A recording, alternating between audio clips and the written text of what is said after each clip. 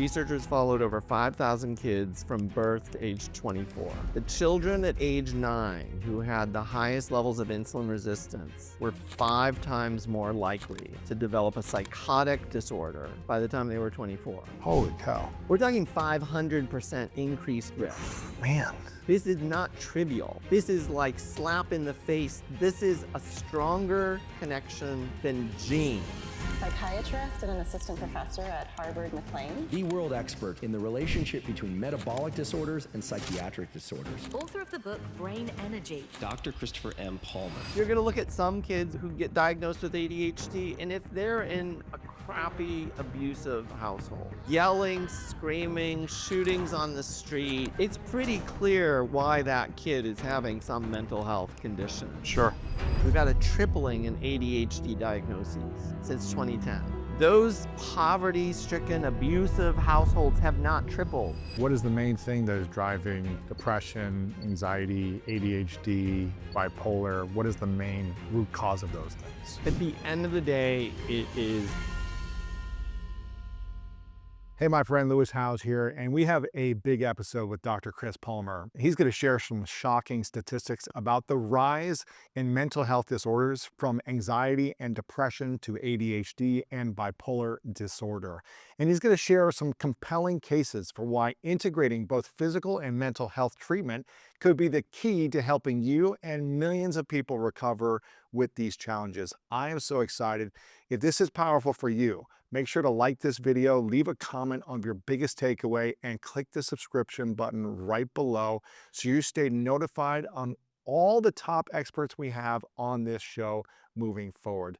We are very excited for you to keep growing and evolving here at the School of Greatness as we continue to learn as well. So click the subscription button, stay notified, and without further ado, let's dive in. Welcome back, everyone, at the School of Greatness. Very excited about our guests. We have the inspiring Dr. Chris Palmer in the house. Thank you so much for being here. Thank you for inviting me. Very excited about this because you have incredible credentials, Harvard psychiatrist, trained researcher, and you are helping people overcome one of the biggest challenges in the world right now, which is understanding mental health, anxiety, PTSD, all these different things that are related around mental health. And it seems like the rise of mental health symptoms have exponentially grown in the last decade.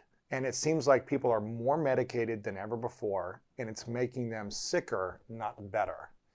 And as a Harvard-trained researcher and psychiatrist who also has prescribed people medication over the years, it seems to me like you found new ways to help heal mental health disorders.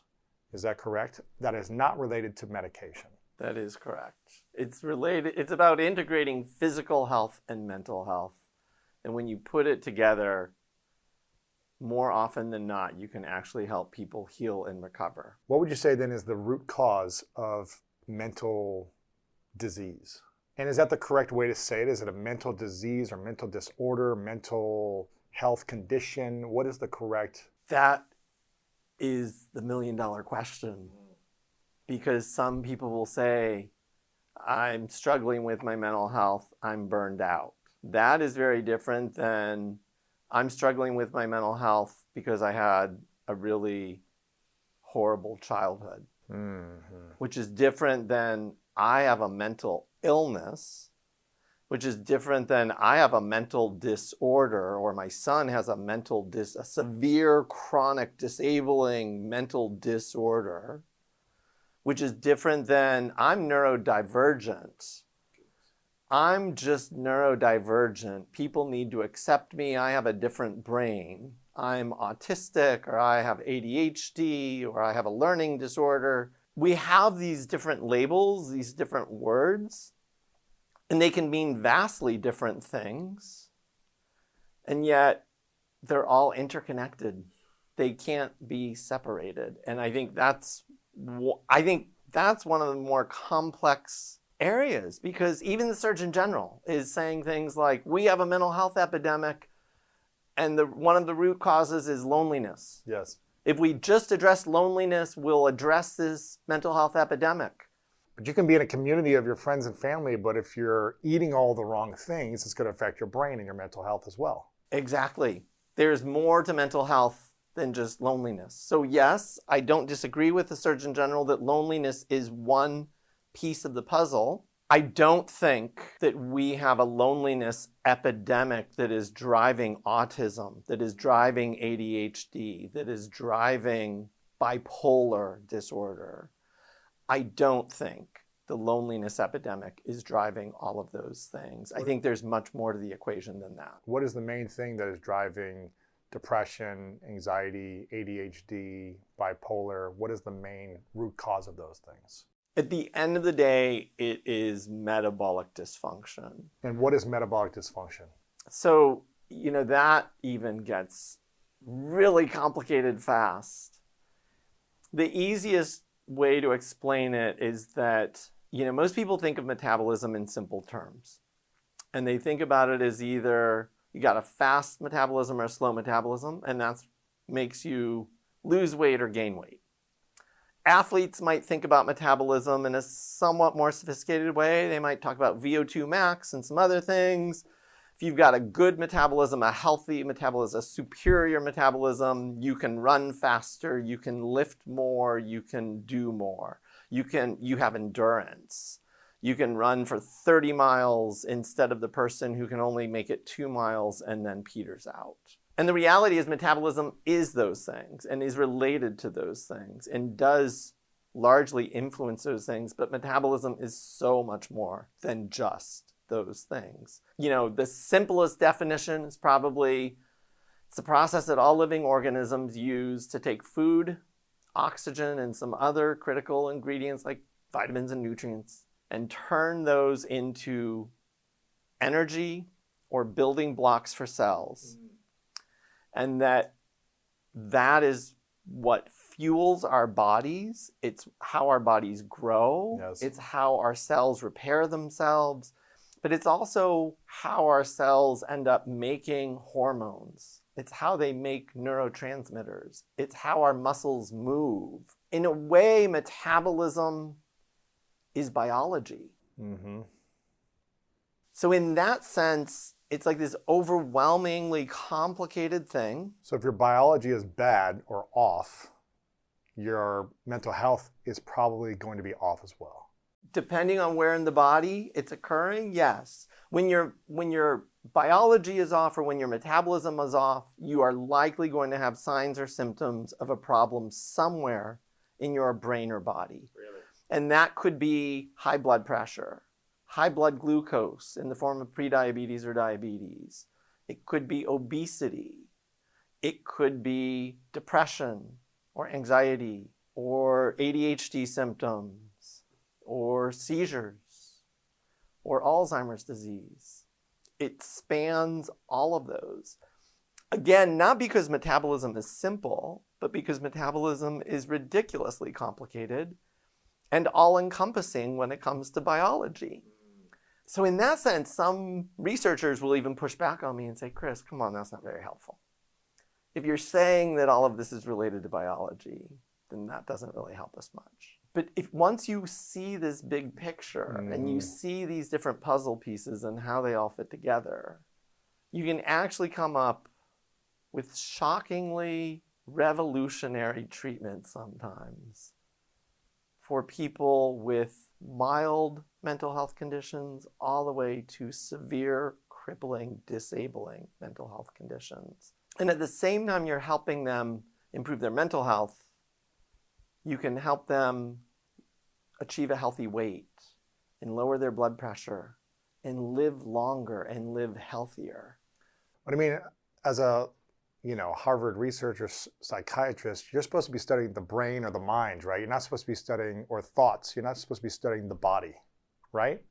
That is exactly right. That's the way most people think of a psychiatrist. Right. You're not is supposed either to be, don't think about the rest of the body, just the mind or the brain or the thoughts, right? you're a shrink and you lay people on couches and you talk to them about their dreams and their past and their childhood and everything else. Or you're focused on these chemical imbalances, all these neurotransmitters, and you're prescribing pills. Lithium, Prozac, Zoloft, Xanax, Klonopin, Depakote, whatever. You're just prescribing pills to try to modulate the brain activity. The body doesn't work modularly. It works as a unified system, right? It sure does. It sure does. So you can't treat one element of the body or the brain by itself without hopefully treating the holistic part of the human being, correct? I think that is, what you just said is 100% correct. And what you just said, when you say it like that, it sounds so obvious. But most people are going to think, well, duh. But we in the mental health field, I just want to make clear how disruptive this is to the current paradigm. We in the mental health field prescribe pills that cause obesity. That cause it. Cause it. We give people pills and they gain 100 pounds in 1 year. Really? At the same time, they have dramatic increase in cardiovascular risk factors. They develop prediabetes or diabetes. And at least in the elderly, some of the medications we prescribe cause premature death. Wow. And this is not like conspiracy theory stuff. These warnings are all listed on the package inserts issued by the FDA. That side effects may include Yes. Weight gain, diabetes, cardiovascular risk. So people know that these side effects are most likely going to happen and they take it anyways. They take it anyways because that's what the doctors are telling them they need. And they probably have lived in a lot of pain and suffering for so long that they want some relief also. They're desperate. Yeah. They're desperate. And they are, in extreme cases, lives are ruined. Families are ruined also. Lives are ruined. So this broken, vulnerable family, whether it's your parents, your spouse, your children, take this vulnerable human being to a doctor and say, please, I'm begging you, help us. Right. And the doctor says, we're going to use these pills. And these pills are going to help your symptoms. They are antipsychotics. They are mood stabilizers. They are antidepressants. They are whatever. And again, not all of the pills have the same side effects. So I'm not here to berate psychiatric meds altogether. I think psychiatric meds can save people's lives. I think some people really benefit from them. So I can play both sides of that fence. But the most disruptive part about linking physical health with mental health, or linking metabolic health with mental health, is that so many of our standard treatments are doing exactly the opposite of what we want to do. Mm-hmm. And that needs to change. And it needs to change as soon as possible because lives are at stake and human beings are suffering. Yes. I'm curious, based on how long have you been a psychiatrist for now? 29 years. Almost 30 years. Almost 30. 3 decades. You've probably seen a lot of changes over the last 3 decades. How many, in your opinion, how many people in America or in the world who you think are on mental health drugs, some type of mental health related drug, actually don't need to be on them if they take other intervention approaches through the things that you're talking about, the health and wellness, the right foods, the right sleep? How many people would you think don't need to be on those drugs if they intervene in a different way? Is it 10% that don't need them? Is it 90%? Is it only, what's the percentage? It's a really important question.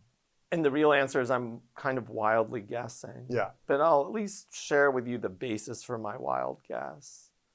At best, it's maybe 20%. Don't need them.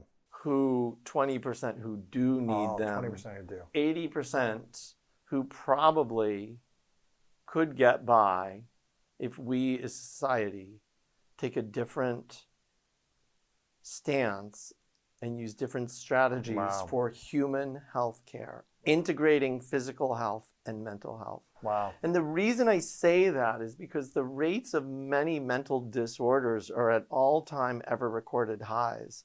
The rates of depression, all-time highs. The rates of anxiety, especially in children, have tripled in 15 years. Anxiety disorders diagnosed by pediatricians tripled in 15 years. The rates of ADHD have tripled since 2010. 14 years, triple the rates.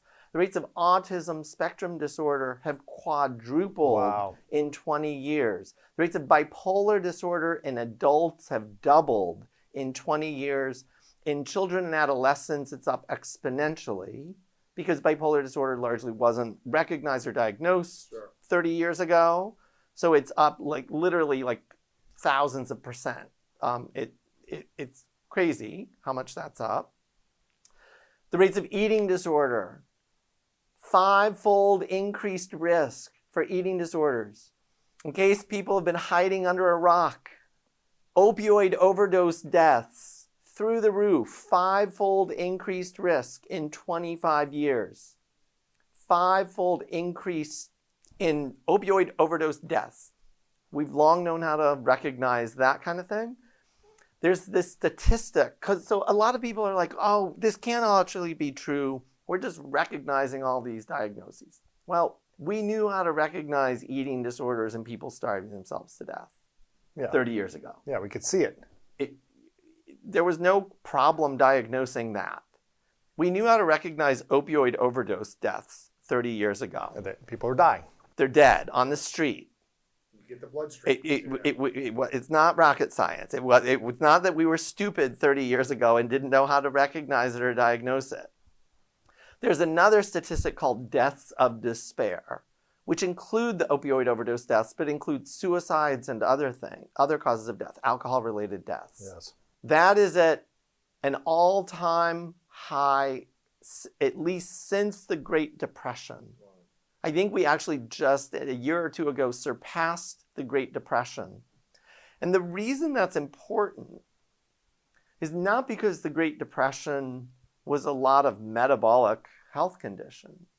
The Great Depression was tremendous pain, suffering, despair, lives being destroyed.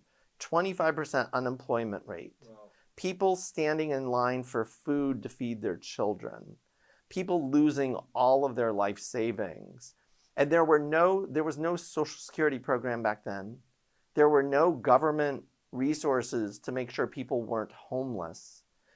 And when people are facing that kind of monumental despair, their lives are ruined, they go out and drink themselves to death. They kill themselves on purpose. They do all sorts of things. We are nowhere near that level of pain and suffering. In theory, you look at our economy, there's no comparison. People have an abundance, in general, people have an abundance of food options. They have an abundance of shelter in general. They have an abundance of opportunities for success or jobs or careers or choices, right? You have options in general. We do, and we have safety nets. If nothing else, safety, it's not like you're living a life of luxury with a safety net. But the government has funding for but you are food in stamps a and government home housing. Yes. with electricity, with heat. You're in a home with food. Yes. You're not standing on the street begging people for food so that you can feed your starving child. Yes. The deaths of despair are higher than that, period. Why? What is the root cause, as a psychiatrist, would you say is the root cause of, all these different mental health disorders and diseases? I think those two statistics and those two periods, Great Depression and now, are really telling. Because the real story is complicated. I'm not here to say all of mental health is due to eating bad food or people being overweight or diabetic. I'm not here to say that. Mm-hmm. Because the Great Depression tells us a familiar story that most people know. When you lose everything, when your poverty stricken, when you lose your life. So these are people who, say, take a man who had a wife and 2 kids. He's the provider. He loses his job. He can't feed his wife and 2 kids. The wife wasn't working. She was staying home raising the kids. They are furious with him because he had $100 in the stock market and lost it all. And that was their life savings. And now he's drinking every night. He's now an alcoholic. Or maybe using opioids, because we actually had an opioid epidemic back at the turn of the century too. So now he's numbing his pain and his humiliation. It's easy to understand. So those are psychological, social causes of mental illness or mental health conditions. Those still exist, and those can still cause mental illness today. Yes. But again, there's a disconnect. We have all-time ever recorded highs now, higher than the Great Depression. That doesn't make sense. And what is that? And what I'm saying is that sometimes biology, more than psychology or social factors, sometimes biology can drive mental illness too. Is that a sometimes or a lot of the times? I think it's a lot of the times, because I actually think they're all interconnected. Yeah, because what's the obesity levels today versus 30 to 50 years ago? They're staggering, as everyone knows. So, and type 2 diabetes. So right now, the statistics are about 70% of adult Americans are overweight or obese. About 40% of adult Americans are obese. The rates in children, it's about 40% of children now are overweight or obese. That makes me sad. When I see kids like that, it makes me sad. Because it's so hard to reverse it. It's so hard. I know how hard it is to lose weight. It's so hard. But if you're starting young and you're already gaining all that weight, I just feel like it's challenging. Unless maybe when you're like 16, you hit puberty and it's like maybe metabolism like magically works better. But if you keep consuming the same way without being conscious of how is this going to impact my life? How is it going to impact my overall health of my brain, my heart, my muscles, my everything? It's so hard to reverse that. And for people that are, from my experience or my witnessing it, it's hard for people once they are overweight to, like, first off, lose it, because it might take years. It might take years depending on how much you've gained. That is a daunting task for someone who's already not feeling good. Yeah. They might be feeling shame or guilt or depression already because of their weight or their body image, right? It is daunting to try to take it on for most people. And therefore, they don't take it on. Or they try and then they fall back. And then they go back to old patterns of consuming things that keep them stuck. And it's the cycle, it's the loop. It's so hard. And that's why I get sad when I see it with kids. And I can imagine it's got to be tough to be a parent. I'm not a parent, so I can imagine it's tough when your kids are screaming and they want ice cream every day or whatever it is. I can imagine it's got to be really challenging. So that's also... And it's even more challenging for parents, because even if you're one of those parents who's trying your hardest to give your kids real whole foods at home. At school, they go to school and get Pop-Tarts and Fruit Loops and mac and cheese and chocolate chip cookies and pizza for lunch or their snack or their breakfast or whatever. A lot of those foods, the researchers will call them hyperpalatable. Others will call them addictive. Whichever term you prefer, those foods are designed to make people eat more of them than they should. And not feel satiated or full. And so once you start eating those foods, even if you come home to mom, who's got chicken or veggies, turkey and vegetables on the table, you look at that, you might even eat it, and you're still hungry. And then what do you want? You want a bag of chips while you're watching TV or playing your video games. And your mom is going to probably ultimately give in, because you're going to be whining. This kid's going to be whining about how they're still hungry. Yeah, and you're tired and you've worked all day and you don't have the energy to be patient. I get it. It's got to be challenging. And no parent wants to hear their child say, I'm hungry. Or I hate you. You know, it's like, yeah, I hate you. I'm hungry. Why are you starving me? Every parent wants their children to grow and thrive. And that is just an instinctual thing. We 100%. feed our children. Yeah, we make 100%. sure they're not hungry. That is an instinctual thing. And so when your kids are getting hooked in other food environments that you have no control over as a parent, and then you're trying to feed them healthy food, it's an uphill battle at best, and probably a losing battle for most people. For moms or parents, moms and dads watching right now, parents watching right now, as someone who has studied this for 3 decades, what is the link between nutrition and mental health? The reality is it gets really complicated fast, and there are a lot of mental health professionals who are still skeptical about this field. I'm going to just say that up front. Sure. And is there research or science that you've seen There is a tremendous amount of research and science clearly documenting these links. And what is the link, and then what is the research and science saying about the link between mental health and nutrition? So let's build on what we were just talking about, obesity and mental health. Because there's a correlation there. Most people understand that nutrition is related to obesity, that what you're eating plays a role in obesity. Yes. I don't have to fight too hard to convince people of that. So if we can assume that that is true, what you put in your mouth day to day plays a role in whether you have obesity or not. Once a child or an adult has obesity, they have no history of mental illness at all. They start out with obesity.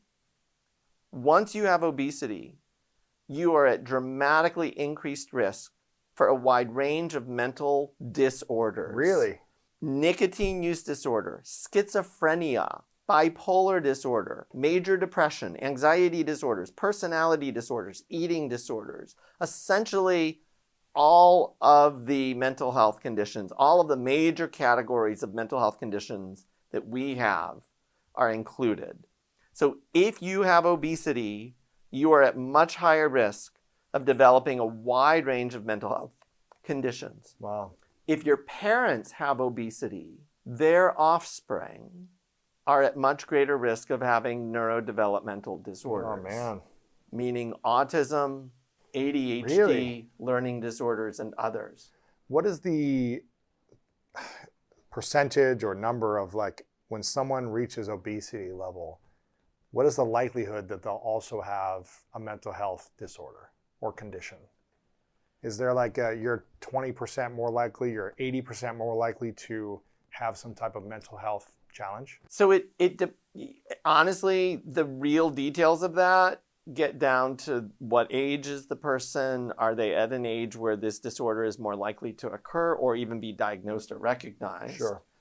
But the rates range anywhere from the low end is 50% more likely to have a mental health condition. The high end is 350%. Holy cow. 3.5 times more likely to have mental health conditions, including things like schizophrenia, bipolar disorder. Just linked to obesity. So we have a really good longitudinal study of children. So researchers followed over 5,000 kids from birth to age 24. So even before they have obesity, they have insulin resistance, which we can measure. The children at age 9 who had the highest levels of insulin resistance were 5 times more likely, it's 500% more likely to develop a psychotic disorder. Holy cow. By the time they were 24. Wow. That's bipolar disorder or schizophrenia. The children who gain the most weight around the time of puberty, 4 times more likely to have major depression by the time they turn 24. You could mix and match those statistics, but those were the statistically significant findings. But children who gained a lot of weight around puberty were also more likely to develop psychotic disorders and all sorts of other disorders. And likewise, children with high levels of insulin resistance, more likely to develop mood disorders and other disorders. But the bottom line is that And a 5-fold increased risk. I want to be clear. When we talk about statistics like, oh, maybe eating so much red meat is bad for you, those epidemiological studies at best find 10%, 15% increased risk over years. We're talking 500% increased risk. Man. This is not trivial. This is like slap in the face. This is a stronger connection than genes, genetics, than family history, than other things. Because a lot of people say, well, mental health illness is like genetic, right? It's like a genetic thing, or it was in my family or my grandfather or something. But is that true? Or is it more, well, if they were obese and you also were obese as a child, it's just kind of linked because that was your environment and that was the habits that your parents did. And so you took on those habits. Like, is it truly genetic, or is it more an environmental pass down? I think there's truth in, there are some risk genes that we have identified. And interestingly, almost all of them can be linked directly to metabolism, or specifically mitochondria. We can get into the nerdy biology if you want, but they can, almost all of them can be linked to metabolic health. And if you have a weaker genetic metabolic health symptoms or conditions, are you able to reverse that and improve that, even if it was linked in your genes from your family? I believe we can. Wow. And that's huge. That, in my mind, is the hope. Now, is that a belief, or is there science or research backing the belief? There is. So we don't have massive randomized clinical trials with thousands of patients yet. Yes. So some will say, until we have a randomized controlled trial of 10,000 people with schizophrenia, we're not going to believe it. Yeah. Fine. But based on your practice? Based on my practice, based on the thousands of people that I'm hearing from, based on the pilot trials that are getting done, yes, 100%. Wow. I know these strategies, metabolic treatment strategies, can save lives, literally. Wow. Can save lives. And these require no drugs. Yeah, if anything, the challenge sometimes is getting people off of drugs that they've been on for years or decades. So their body can start to heal and get into a cycle of harmony. Yes. Not a cycle of chemical changing or blocking or disrupting. Yes. Again, because of this, I'm not anti-medication. And if somebody's taking medications and is thriving on that medication, keep doing it. I love people thriving.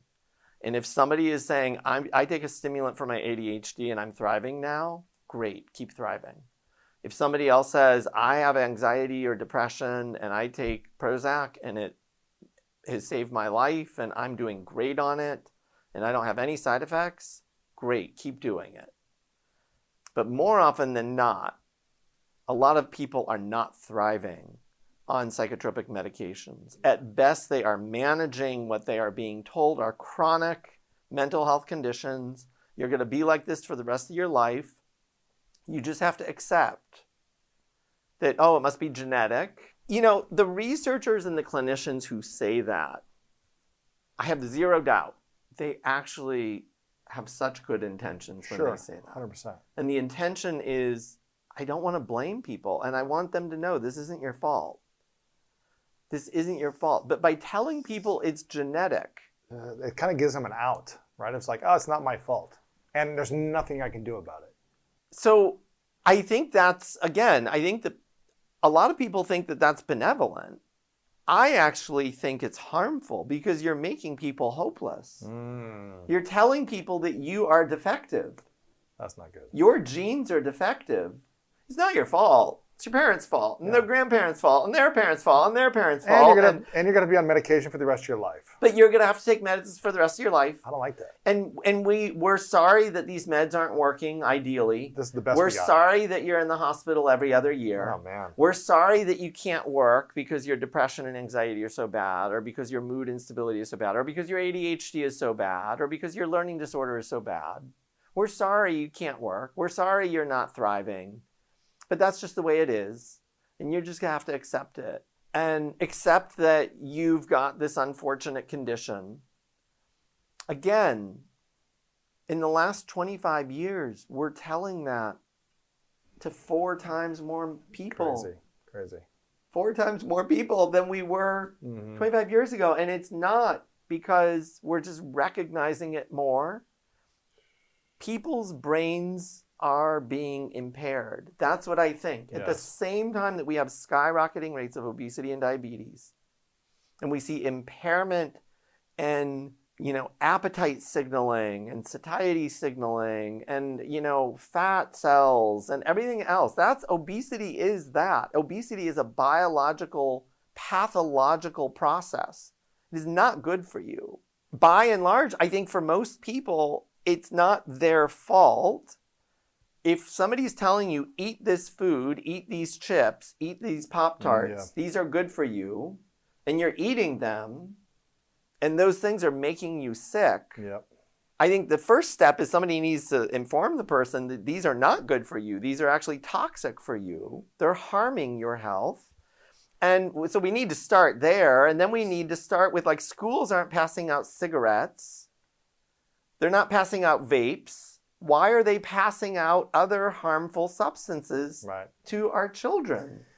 It's interesting, Chris. As I'm reflecting on my childhood, and I think there's one thing that saved my life, because I had extreme learning disability. I was never diagnosed or anything like that, but I was in the bottom of my class. I had to cheat my way through on homeworks and tests just to pass class, because it was so challenging for me to hear something and retain the information, comprehend it. No matter how much I read a book, the page, I couldn't remember what was on the page. It was just challenging. Learning from sitting down and, 8 hours a day in a desk, being told complicated things and trying to remember them, it was daunting every day. I couldn't wait to be done with school. So my whole childhood, all the way through high school and college, I did not enjoy sitting in a classroom and being taught in that manner. I love to learn, but being taught in that manner didn't work for me. I was never diagnosed with anything, but I know I had dyslexia or something, because I still struggle today reading. And I would just wait for the clock to end every day and eat bad food during lunch, during dinner. And my parents didn't know. We didn't really know about nutrition back in the late 80s, early 90s like we do now, more of it, right? So I just got what I got. I ate what I ate, I got what I got. And there was one thing that saved my life, I think, and that was playing a lot on the playground and playing sports a lot. Because I was moving my body so much after class, outdoors, running, sprinting, jumping, playing, I think that saved my life. Because otherwise, if I didn't have that, there's no way I'd be able to stay in shape. And there's no way I'll be able to function with my brain, because I was already struggling so much from consuming the food and having kind of a learning disability, I guess. It was just daunting every day in class. And I don't think I would have made it if I didn't have the ability to play and be active as well. I think that mitigated a lot of the bad foods and candy and chips and 12 Dr. Peppers a day I was drinking or whatever I was doing. It was just it mitigated some of that, where my body was able to process some of that sugar somehow so I could function. And without that, I think it'd been hard. And I think kids nowadays are working out less and less. They're less physically active. And it's gonna really harm them in their adulthood. And you're seeing the link to it already based on your research. So I don't know how people do it today. I feel like I was lucky enough that I was able to work out to kind of save my life. I don't know. You were lucky, or you were self-medicating, I could almost say. You mean the food was self-medication? No, the exercise was your self-medication. That was my medication. That you noticed, I feel crappy. I want to go run and sprint and jump and other stuff. And now I feel alive. Now 100%. I feel good. Yeah. And that's why you didn't stop. Unfortunately, other kids get sucked into this pit. This was pre-social media also, so I wasn't, Where it just drains you of all your energy. And now you're becoming overweight or obese and pre-diabetic. And now you don't have energy to go run. and you're getting more and more out of shape, and it's harder for you to run because you're overweight or obese. And now other people are making fun of you. You're not getting any kind of positive reinforcement for anything athletic that you're doing. If anything, you're getting laughed at and made fun of. Which makes you want to eat more and just, Which makes you then say, well, why am I doing this? I may as well just give up. I'm not a jock. I'm not an athlete. That's for other people. Mm-hmm. I'll just focus on school, or I'll just focus on whatever. And then a few years later, they're getting diagnosed with depression, anxiety, ADHD, whatever, and they're getting medicated, and now they're on that path. I want to come back to this concept of obesity, because one of the most strongly kind of recommended remedies to the obesity epidemic is acceptance. Acceptance of what? Acceptance of obesity. It's this movement called body positivity. I was just going to ask you this. Body positivity. I was just going to ask you this because this is probably the most controversial thing that you'll talk about. Let's all be positive. Let's just stop fighting this uphill battle. Let's accept that obesity is around. Some will go so far as to say it's genetic. Again, well-intentioned. It's not genetic, people. We didn't have the rates of obesity 50 years ago that we do now. Anybody who tells you it's genetic is living in a fairy tale. How scary is it for you as a psychiatrist and someone who treats mental health disorders on a daily basis? It is terrifying for me not because I don't want people to be able to be overweight or obese and be happy and healthy and go through life and be accepted and not be made fun of. If somebody can be obese and otherwise healthy, and their brain is intact, and they are functioning in life, and they have friends, and they have romantic relationships, and everything that they want, and it's all going well, I have no problem with that person. It's free country. Make your choices. We're all different. We've all got our strengths and weaknesses. Leave that person alone. But the statistics we talked about earlier tell a very different story. It's not just their body shape that's at risk. It's not just societal stigma. It's not just fat shaming that is the risk. Obesity is a symptom that your metabolism is disrupted. Wow. And something is disrupting your metabolism, and at the same time, it is causing the symptom of obesity. The same time that it's causing your fat cells to just get larger and larger and larger, and just unrelentingly larger and larger and larger, meaning more and more weight gain. Those same processes are affecting the way your brain functions and putting you at risk for depression, anxiety, burnout, psychosis, bipolar symptoms. Wow. And those are the labels that will then ruin your life. And nobody will even think to connect those two dots. Nobody will even think those two dots are even related, despite the abundance of research that we have. And again, many in the mental health field are terrified to talk about this. Why? Because they know that the pills we're prescribing are causing obesity. Oh, man. We are contributing to this problem. So little Susie comes in, normal weight, with some mood instability and depression, and we start putting her on pills, and those pills make her gain 40 pounds. And then 2 years later, she develops her first psychotic episode. And we think, the mental health field right now just says, well, she just had a bad illness. Our treatments, the obesity, none of that had anything to do with her new brain symptoms. It's painful to think about that. It's been painful for me as a psychiatrist to think about that because you were trained a certain way. Yeah. I was trained a certain way, and I was prescribing those pills, and I still prescribe those pills in some situations to patients. And to think that I may have contributed to people's chronic mental health conditions, it goes all the way from I feel guilt-ridden I feel disgusted with myself. I feel nauseated. If I really let myself think about the patients and the level of suffering and pain they experienced, the decimation to their lives, the suicides, the people who are dead. When I really think about that, it's nauseating to think that our current treatments contributed to that or may have contributed to that. And what I'm saying is that the science is finally coming together. So if there are any clinicians, psychiatrists, please do your research. Google it, PubMed search it, do whatever you need to do. Most of your listeners are not psychiatrists and scientists. But what I'm here to tell everyone is that the science has come together. The science is coming together. We have this outline which calls for a paradigm shift. A paradigm shift in how we think about mental health and how we treat it. And to put it in the simplest terms, we need to pair and integrate physical health and mental health. All your listeners are going to say, yeah, duh, of course.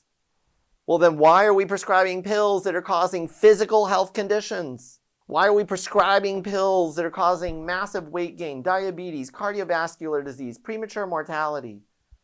On average, people with mental illness, anyone, take your pick, any mental illness, people diagnosed with a mental illness are dying early deaths. On average, men are losing 10 years of life, women are losing 7 years of life. Wow. And the primary cause of death is not suicide. The primary cause of death are heart attacks and strokes, just 10 years earlier than everyone else. And we are turning a blind eye to this. I'm less concerned, quite honestly, I'm less concerned about the end of life. If you die happy at 70 instead of 80, whatever. I mean, to the people who love you, it's a big deal, and I don't mean to minimize that or be dismissive of that. If you've got children, I mean, they care, and yes, I want everybody to live long, healthy lives. But what I'm much more concerned about as a psychiatrist is what happened to that person for the 40 years prior to their death. Were they thriving or were they suffering with unrelenting mental anguish? Were they suffering, or were they just like you described when you were younger? Were they muddling by? They're getting by. They're doing okay.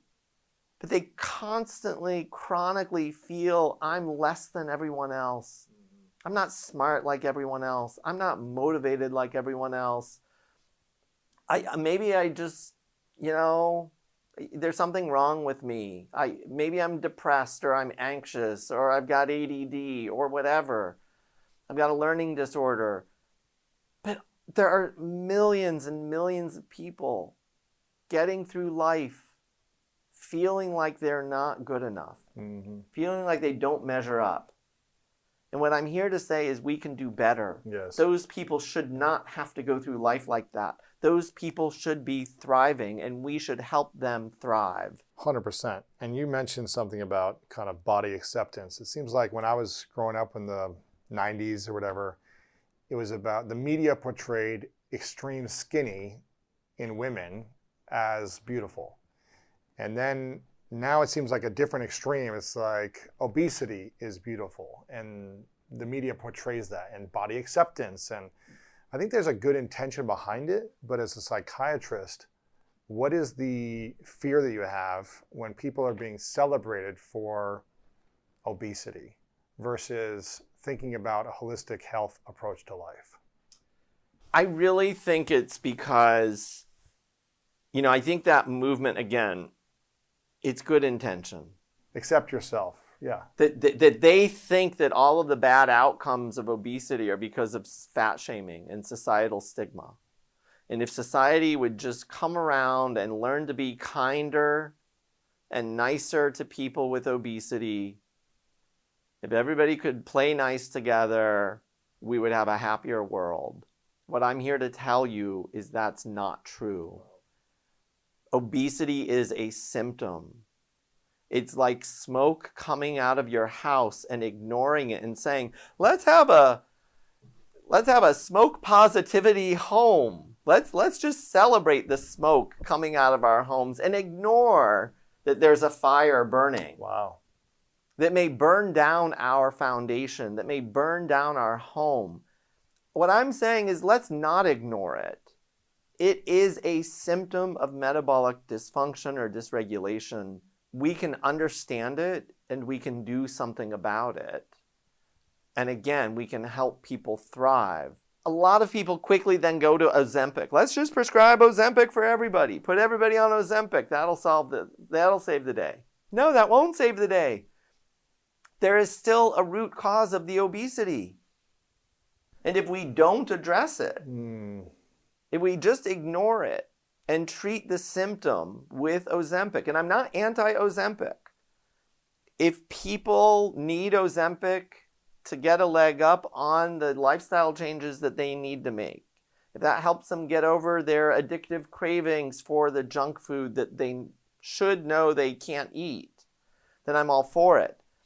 But what I want to be clear is that our dietary advice for too long has been too simplistic. We tell people eat less and that'll solve the problem. So you can have Doritos still, but just eat fewer of them. Instead of eating the whole bag, eat half the bag. You can have your chocolate chip cookies, the ultra-processed kind, not the kind that grandma's making, the ultra-processed kind of you can have those chocolate chip cookies, but just have 2 or 3 instead of 10. The problem is that people can white knuckle it for a few weeks or a few months. They can, and this is the illusion, is that people can white knuckle it. They can white knuckle it and eat less of that crappy food. And sure enough, their weight will go down a little bit. And then everybody will say, see, it's a willpower thing. But that person will slip back 95% of the time. That's what the statistics tell us. Wow. 95% of the time. When they lose weight in those ways, they will slip back. Why? Because their cravings will come back. Their cravings actually never left.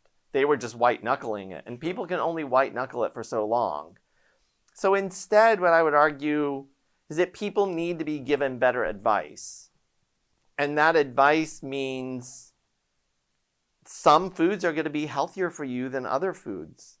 You can't eat bags of Doritos every day and think that you are going to be healthy. Right. You can't eat ultra-processed chocolate chip cookies every day as your treat and think that you are going to be healthy. And it's not because those foods are so delicious. So some people will say that. They're just really delicious. Well, grandmas made delicious food 100 years ago. We had Thanksgiving celebrations 100 years ago. Yeah. Wasn't all ultra processed. Yeah. People weren't obese at nearly the rates that we have now. So it's not just delicious food versus bland salad. That's not the decision point. The decision point is the ultra processing. There's lots of debates about what exactly is happening. But, there's a researcher at the NIH, Kevin Hall, who's done some research on ultra processed foods. He basically takes people, locks them up in a metabolic ward and explicitly feeds them the exact same macros. So the same protein, fat, carbohydrate, Calories, everything, giving them like 6,000 the option of 6,000 calories a day. 6,000, wow. With meals and snacks, and then just says, eat whatever you want. Try not to lose or gain weight. Just eat whatever you want. He did a study that was published over 4 years ago now. And when he gave them unprocessed foods, same macros, same calorie content, all that. When he gave them unprocessed foods versus ultra-processed foods, on average, the people ate 500 calories more of the ultra-processed versions, and they gained on average about 2 kilograms, which is about almost 5 pounds. Wow. In just 2 weeks. When they were given the real whole food, on average, they lost about the 5 pounds. He just began replicating this study. He's not done with it, but he just published some interim results. The interim results are even worse. When the subjects were given the ultra-processed, highly palatable foods, on average they ate 1,000 calories extra a day. The interesting thing is that he asked the participants through the whole study, how do you like the food that we're giving you? How full are you? How hungry are you? How are you feeling? The ratings on all of the different foods were similar. They were not different. So when people were being given real whole foods, it wasn't that they were complaining saying this food sucks. They weren't saying I'm hungry all the time. They weren't saying any of that. It's just they stopped eating because their metabolism was healthier and their brain told them, you're full, you're done, you're good. Stop eating. Wow. When they were eating the ultra-processed stuff, there are very likely, based on that research alone, I think it's fair to say, there are chemicals added that just make the foods hyper palatable or addictive. Yeah. Now, when I say that, most people are like, well, yeah, we kind of get that. That's probably true. If I'm selling food, if I'm a food company CEO, what's my goal? Sell the most food possible. Get people to eat the whole bag so that they have to go back to the grocery store tomorrow and get another bag. And then the next day, get another bag. And then the next day, get another bag. Just keep buying it. That's good for my profit margin. That CEO doesn't really care about your health. Yeah. They certainly don't care about your brain health or your child's brain health. And right now, we're not even holding them responsible or accountable for what their chemicals might be doing to our children's brains. Wow. And when your child ends up with a severe chronic mental health condition, at a minimum, we call it failure to launch. Millions of those people out there. Mm-hmm. All these men more than women, unfortunately. All these guys are sitting in their parents' basements, playing video games, failing to launch. That's the minimum. The maximum is your kid is going to psychiatrists, trying medication after medication, going to therapists, in and out of hospitals, maybe in and out of jail or prison. Right. Maybe in and out of ERs with overdoses. And the parents are terrified that they are going to lose their children. And you think the main cause of all these things is linked to nutrition and your ability to move your body? I think it's linked, so I would go broader. I would say it's linked to metabolism. But yes, there's no doubt. That is sleep, movement, nutrition, movement, sleep are huge. Yes. And so, screens come into it. Everybody's glued to their phone. And what do screens do? Well, one, they prevent you from moving. Yep. You're not running outside in the sunshine when you're on a screen. Exactly. And screens interfere with sleep. Yeah, exactly. So it's kind of screens are a double whammy. So is screen addiction part of the problem? 100%. And then the cyberbullying and everything that's going on when you're in that screen, that doesn't help. But I think it really is more physiological. I think the cyberbullying, the trauma, the stress, all of that is playing a role on our biology. Sure. That when you are traumatized, when you are stressed, it is taking a toll on your body. Most people get that.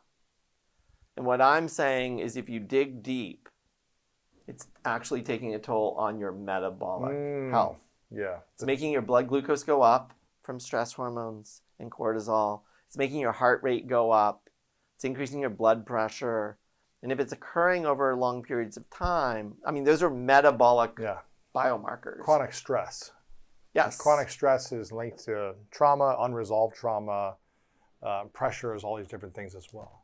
Yes. So when we can learn to start the healing journey of past traumas, psychologically, emotionally, physical, sexual traumas, if we can start the healing journey of that, and do these other things you're talking about, from the physical side, from sleep, from minimizing screens, from nutrition, movement, all these different things, it sounds like you'll be able to set yourself up for more mental peace and therefore greater success as a human being.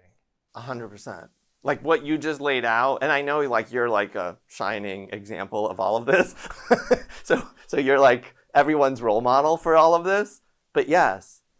And what I'm saying is that you don't have a chemical imbalance that you need to medicate. Yes. And you don't necessarily need to be in therapy for the rest of your life every week. You're not a defective human being. That you may have had vulnerabilities. You may have had a less than optimal brain function.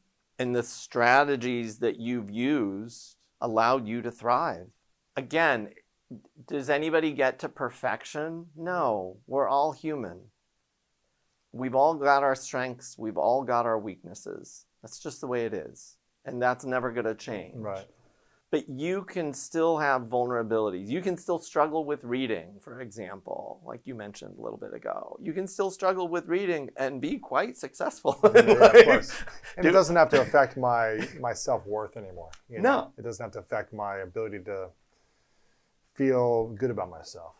It's okay. Yeah. And especially nowadays, and with learning and with education and all of the technology that we do have, if reading's not your thing, you can acquire information or learn in other ways. 100%. Yeah. And that's the thing. So some of it is just recognizing what are people's strengths, what are their weaknesses, what are their vulnerabilities. Yes. If you're a little overweight, okay, maybe you're not going to be the super thin athlete. That's okay. You don't need to be. Yeah. You don't need to be that in order to thrive. Other people may not be good with reading. Other people may have trouble sitting still for long periods of time. Other people, whatever. I mean, it's fine. We can help people thrive. It's really strange because there are people who want to like deny all of mental health conditions or brain, like there's no such a thing as mental illness. It's all made up. And I'm like, definitely not in that camp. So I am in the camp that some people can have pretty significant mental health conditions, mental disorders is what I would call them, mental illnesses, whatever term people want to use, where their brains are not functioning properly, where they can't pay attention, where they're having psychotic symptoms, where they're having panic attacks for no reason, where their brain is just ruminating on past trauma or past painful events. And even though they say to themselves, stop it, stop doing that, stop thinking about it, just go on with life. Like if you could just forget about that, everything would be fine. Yeah. And their brain won't let them forget. Their brain just keeps bringing it back up.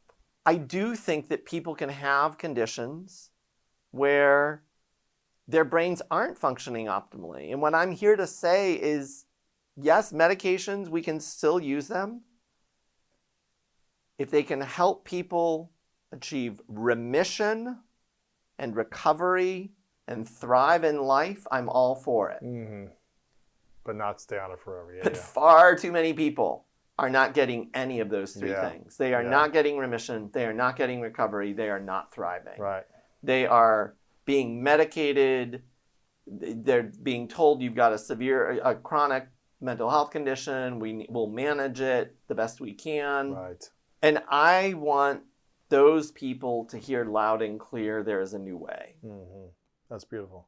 That's beautiful. I've got a couple final questions for you because I think this has been a really powerful starter. We'll have to have you back on and talk more extensively. But if people want more from Dr. Chris Palmer, leave a comment below if you're on YouTube or message us and let us know if you want to hear more, what question you really want answered. But I think this is a great start for people because we could talk for hours right now, but I think this is a lot for people to digest and to reflect on because so many people have different things that they've been struggling with. There's a couple final questions I want to ask you. There's a lot. It seems like lately I've heard more people say they've been diagnosed with ADHD. As a psychiatrist, what is the root cause of ADHD? And also, what is the best way to start healing or reversing ADHD?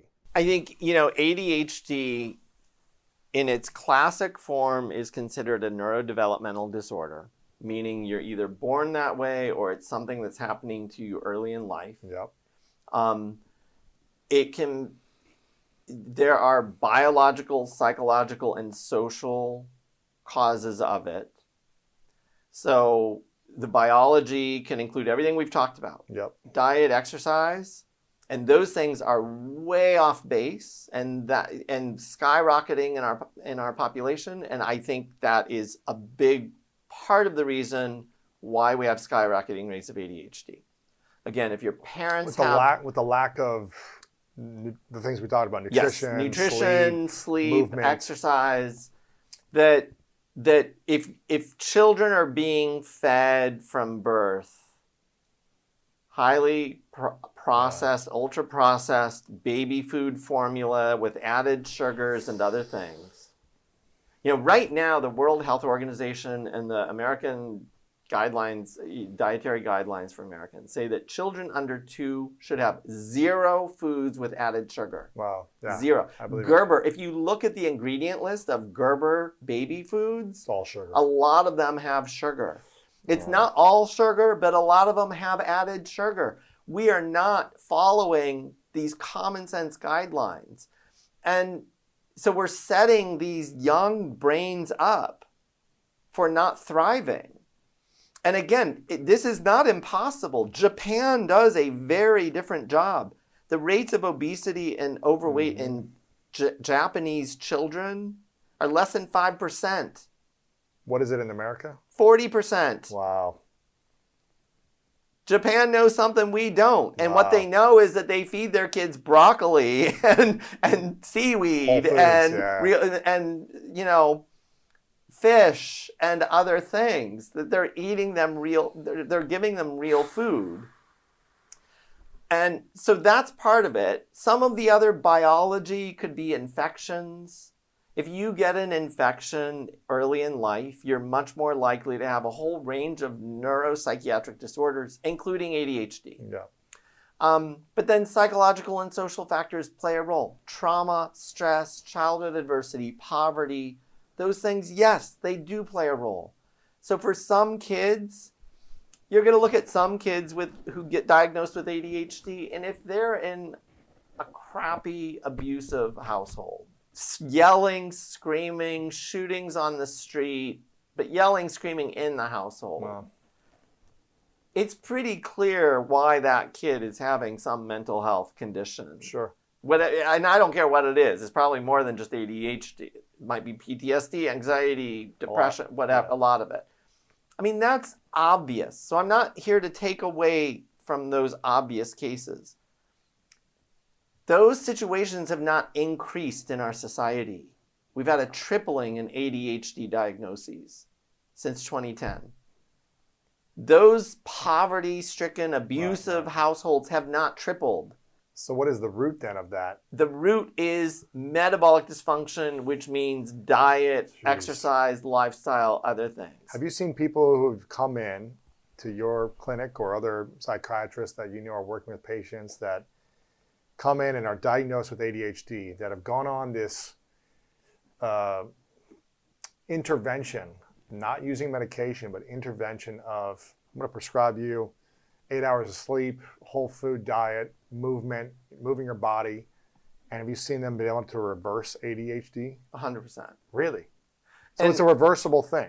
It is. So that should not be controversial. The psychiatry field has long said a lot of people will outgrow ADHD. Wow. Other research shows, like I just attended a summit on ADHD with world-renowned experts, cutting-edge research. The ADHD brain just appears to be 5 years behind other brains. Huh. But that's big when you're in school. Yeah. If you're 5 years behind the other kids. I might have been like 10 years behind. I was like struggling. You're 5 years behind the other kids. That's huge. And it's really huge for the teachers. Wow. So the teachers see you as a problem. Yes. They see you as 5 years immature. All the way through. But adults are getting it now. But, well, so that is the thing. Is that what I think is happening is that as we have skyrocketing rates of metabolic disorders in humans and adults. 70% of adults are overweight or obese. It impacts their brain function at the same time. We know this. This is not speculative. We have neuroimaging studies documenting this. We have cognitive tests documenting this. Random, controlled trials. This is really not kind of up for debate, if you will. If you believe in science, if you believe in science, if you believe in research, this is not controversial. Obesity affects the function of the brain. I would argue it goes the other way, that obesity may be a reflection of brain dysfunction. That the appetite centers and our feeding behavior centers are in the brain. And when those are dysregulated, that makes people eat more than they should. But that dysregulation doesn't stop at just those two little areas. It goes to the rest of the brain. And it's all connected. Yeah, it's all connected. And so at the same time that you have dysregulation in your appetite signaling, you have dysregulation in paying attention. Of course. Concentrating, motivating yourself, sitting still. And so adults will, I think, rightfully go to psychiatrists saying there's something wrong with me. A lot of times they probably struggled with metabolic health since they were kids. So they're not making it up. I was eating Captain Crunch and Fruit Loops and drinking Kool-Aid and, Dr. Peppers and all that stuff when I was a kid. And now in hindsight, I realized, I did struggle in school and nobody knew it.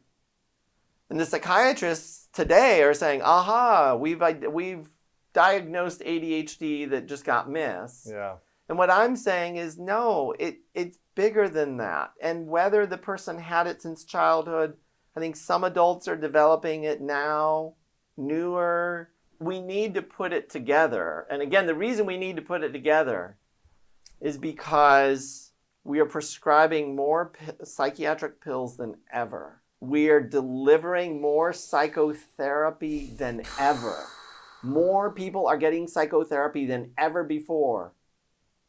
We are distributing treatments. We are scaling treatments. And the rates are skyrocketing. It's a losing battle. Yeah. The answer is not more pills. The answer is not even better pills. The answer is, let's understand the biology of what is happening to the human brain and the human body, and let's address it. And at the end of the day, it's not rocket science solutions. Yes. It's diet, nutrition, exercise, movement, sleep, refraining from harmful substance use, and the social stuff, the relationships, the connection, the purpose in life. You've got to have a purpose. You need to have a passion. Everybody needs that. Yes. You put those things together. I'm not even going to keep going on. Those are the lifestyle medicine buckets. You put those together and you've got a winning package 100%. For most people. I think I want to finish with this one final question because I want you to come back on and we can talk more. And I want to keep it at this for a great starter for people. And then I want us to come back on in the future and do more. But this is the question. I don't know why this came up for me during this conversation. I'm not an expert in this. I don't know if it's good or bad, but I know a lot of women in the world take the pill.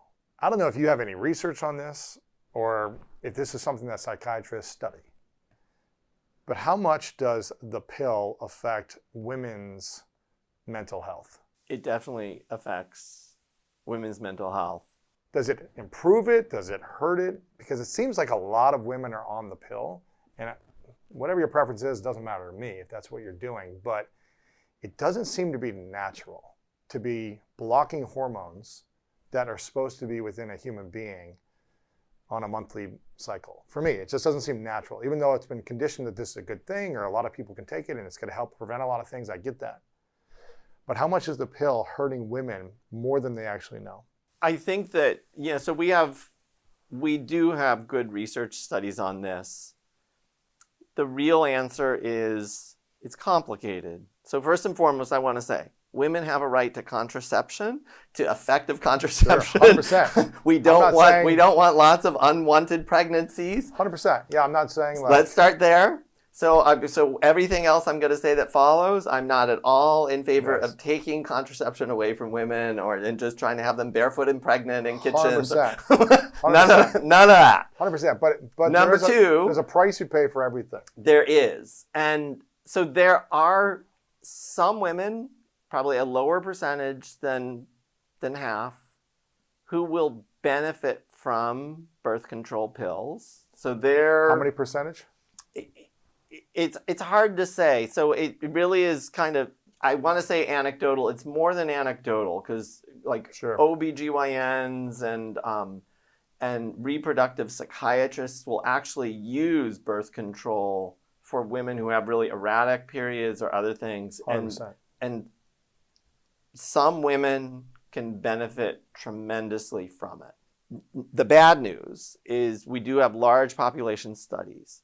If you are a younger woman, less than 20, on birth control, the chances that you might attempt suicide 3 times higher Come on. if you're on birth control than Really? if you're not on birth control. Really? 3 times higher. Now, there are confounding variables in that, because if you're on birth control, it means that you're probably dating, and maybe some of those suicide attempts are because, the love of your life just broke your heart and dumped you or whatever. But people go through breakups all the time. Though. Yeah, It's and like, people who aren't dating are being fat shamed and lonely and, Right, and right. feeling ugly, and Not so enough. you can Yeah. play those Scenarios, lots of yeah, different yeah. ways. 3 times the suicide rate is massive. it's huge. Of women under 20 who are taking Birth control versus women who are not taking birth. What does birth control do to the brain of a woman when they're on it every single day? So the one thing, so the reality is estrogen and progesterone have massive effects on the brain and body. Most people think of them as reproductive hormones, and they, play a role in the ovaries and Sure. the way the ovaries function. And yes, they do. And that's why women are taking them But you for can't- reproductive control. But you can't spot one area of the body. But guess what? There are estrogen and progesterone receptors located throughout the human brain. 100%. And those estrogens and progesterones are affecting the function of your brain. Numerous areas, including mood regulation, attention, cognition. So this is one of the reasons. So we know that estrogen, for example, impacts brain function. I mean, the strongest evidence is later in life. So when women go through menopause, depending on whether you go through menopause early or late, that will impact your risk for Alzheimer's disease, for example, because estrogen is playing a direct role in brain metabolism. So it comes back to what I'm talking about overall, brain metabolism. It's a hormone. It's a well-known hormone. Everybody knows it. So again, this kind of thinking about mental disorders as metabolic disorders is about putting all of the pieces of the puzzle together. It's not about replacing them. But so women will know this. Like when I talk about this with women, they're like, "You're a man saying this?" Like, Right. Either they're angry at me Of for how course. dare you even talk about it. You're a man. You don't have any right. course. Or thank God a man finally gets it and is speaking the truth, because we women have been trying to shout this from the rooftops and everybody dismisses us. And we do have brain symptoms. And it's not our fault, and we shouldn't be ashamed of it, and we shouldn't be shunned for it, and people shouldn't be telling us we're hormonal, we're defective because we have hormones. We can use this knowledge, we can use this science to come up with better strategies, to be more patient, compassionate with people. Again, people are still going to go through menopause. Women are going to go through menopause, like it or not. Yeah. And you're going to have some decisions to make about, do you want to take hormones? Do you not want to take hormones? Are they indicated? That transition is going to affect your brain, whether you like it or not. So I'm not here to say that we can make everything perfect and everybody can live perfect lives and not have any struggles and not have any adversity at all. I'm not here to say that. But what I am here to say is that if you understand, you can come up with treatment solutions. Yes. You can come up with accommodations, if you will, that if we know that this period is happening, like pregnancy and then postpartum period, that's something we can all anticipate. And we can all rally to support that woman to get through the postpartum period. If she's vulnerable to mental health episodes in the postpartum period, we can all rally to support her. And the easiest thing we can do is to make sure she's not sleep deprived. Yes. We can make sure that if she's breastfeeding, that, hey, honey, could you pump maybe 1 or 2 bottles so that somebody else can get up in the middle of the night Sure. and feed the baby, so that you're not doing it every 2 hours because you need some sleep. 100%.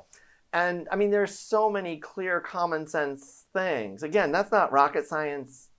It doesn't cost too much money. It just needs some supportive Sure. husband, boyfriend, family, whatever, Sure. to come to the rescue and help her out, Right. knowing that you're vulnerable right now Sure. because of hormones and other things. I guess the thing I'm taking away from this, I want, again, I'm not an expert in this, and we're not women.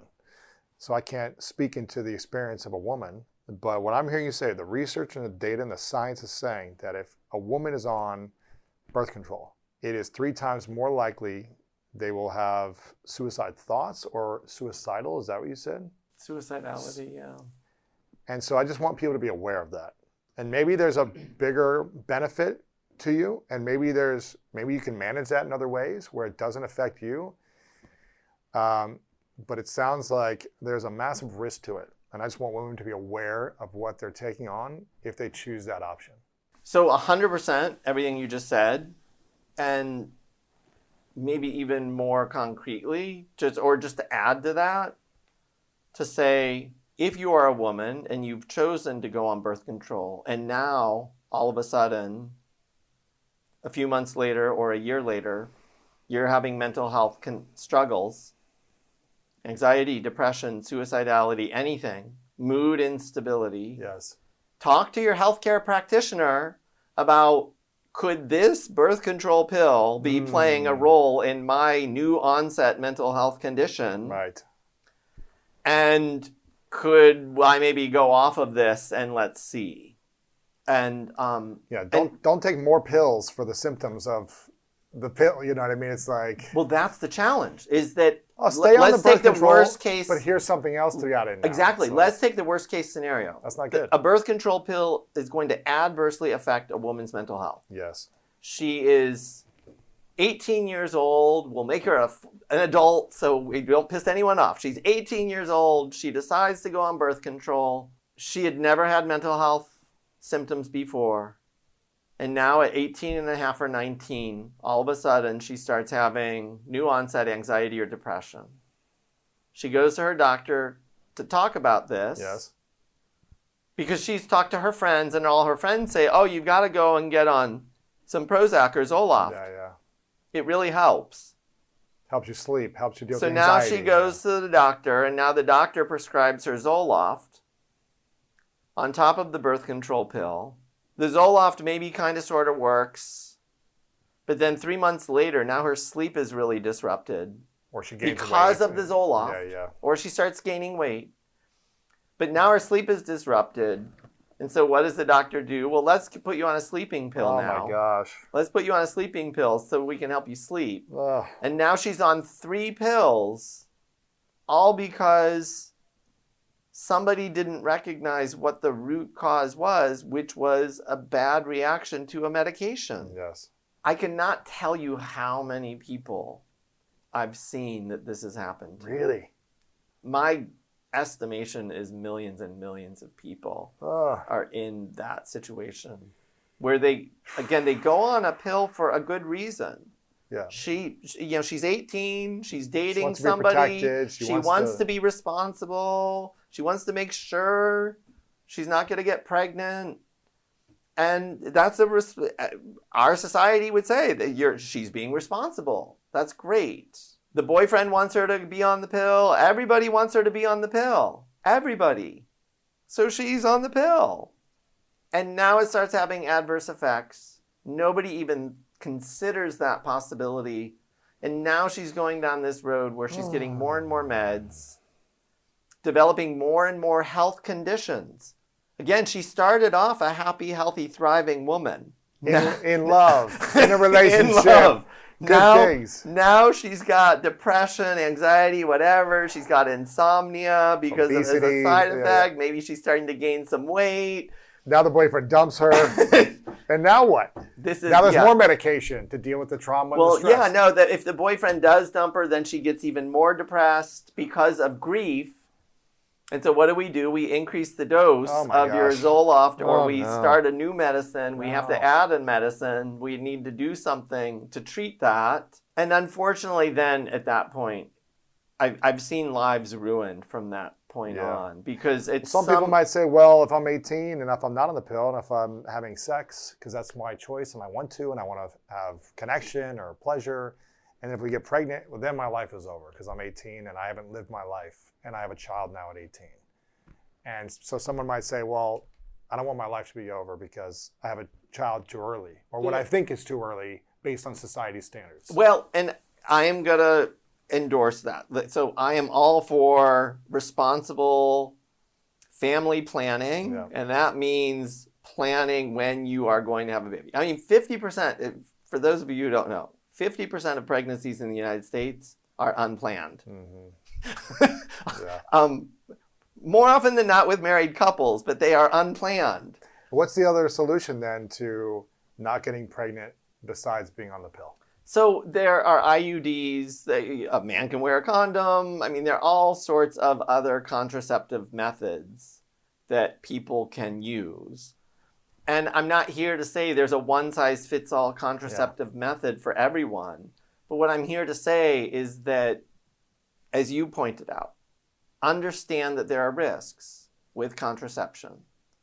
That if you're taking a pill that is impacting your hormones, that impact not just the function of your ovaries, but also impact the function of your brain. So that's unequivocal. Like, I'm not making this up. Like, it's science. Like, let that sink in. Yes. This pill that I'm taking is not just affecting my ovaries, it's affecting my brain. Just let that sink in. And then just be mindful of it. And if something's happening with your brain function over the next year or two, like you're developing new onset psychiatric symptoms, be open to the possibility that could it be that the contraceptive pill that I'm taking? Yeah. And be open to at least having that conversation with your healthcare provider, really pushing them. Don't let them dismiss this. This is a real thing. This pill is affecting my brain. And now all of a sudden I'm having new onset psychiatric symptoms. Yeah. You say that, and most healthcare professionals will, if you put it together like that for them, most healthcare professionals will say, yeah, you're right. Let's try a different pill, or let's stop the pill. Maybe we could try an IUD, or maybe you and your boyfriend could find some wear other a condom, or don't have sex, or whatever. Or whatever. Maybe we can find a new solution. And I really would strongly push that the new solution should not be let's add an antidepressant to the mix. I just don't think there's any benefit to that. I just see it go wrong too often. Oh man, there's a lot we uncovered here today. There's 3 things I want people to do. If you're watching on YouTube, I want you to leave a comment of the biggest aha moment or takeaway that you heard or watched during this conversation, because there's a lot of information here. But again, you've got 3 decades of being a clinical practitioner, but also a researcher, a teacher, all these different things, and you study it from the top experts in the world. So you're seeing the data, and you're seeing real patients in real time, and you've seen the rise of these things, these mental health disorders or illnesses, over the last 3 decades at astronomical rates. And there's a direct link to physical and mental health. There's a direct link to nutrition, the way you move, or the lack of movement, to your mental health as well. So I want people to leave a comment on the YouTube of their biggest takeaway, aha moment, etc. Second thing I want people to do, if you're listening or watching, I want you to share this with one friend who maybe has been struggling. Maybe they don't have some extreme bipolar disorder or something, but maybe they've just been mentally going through a hard time, whether it's overwhelm, anxiety, stress, whatever it might be. Send them this link and ask them their biggest takeaway as well. I think a great way to be a friend to someone is to pass them on good information and good content that could hopefully open their minds to what's possible for their personal growth as well. So send this to one friend as well.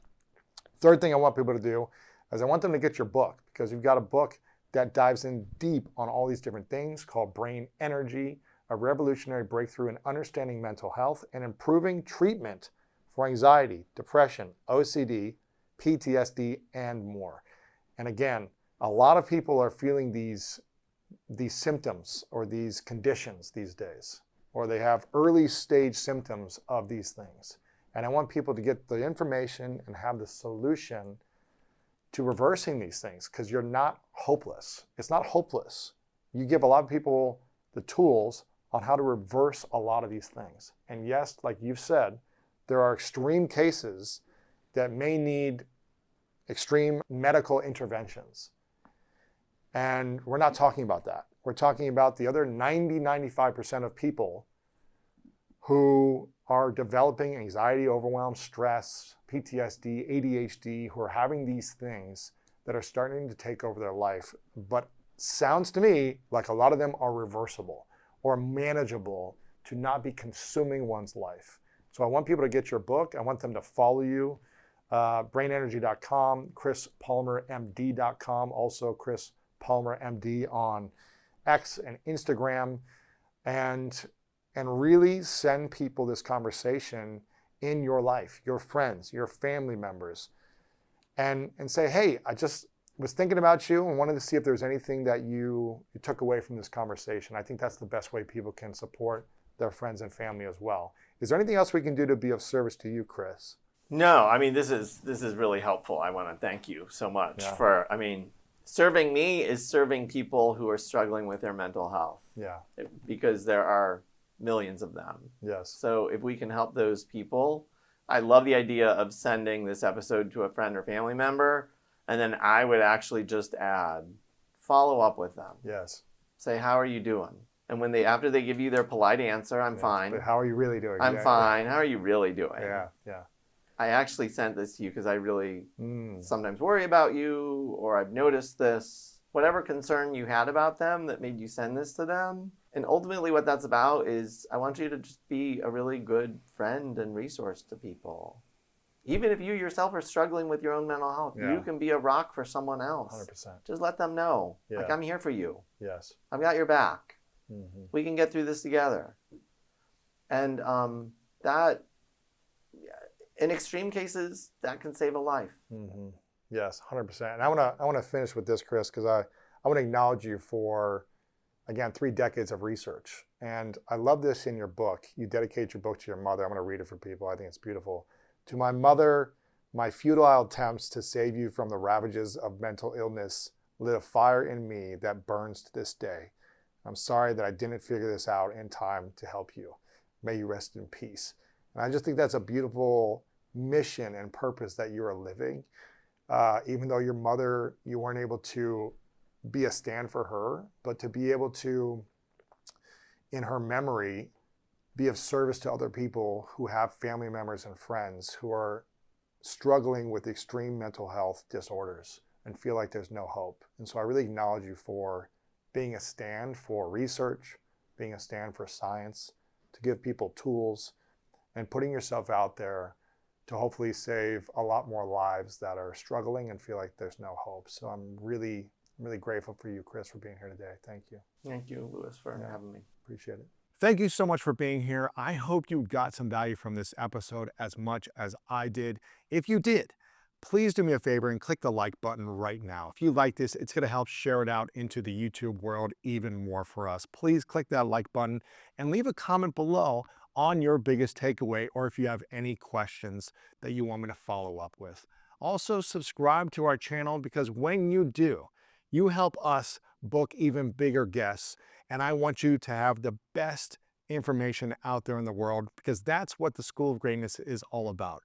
So make sure to subscribe right now, like this video, share a comment below on your biggest takeaway, and also, I've got some big news, a new book. If you're looking to create financial freedom in your life and you want more abundance and you want a richer life, then make sure to check out my new book, Make Money Easy. I think you're going to love this, and it's all about creating financial freedom. The link is below in the description, or you can go to makemoneyeasybook.com and check it out. What is ultra-processed food?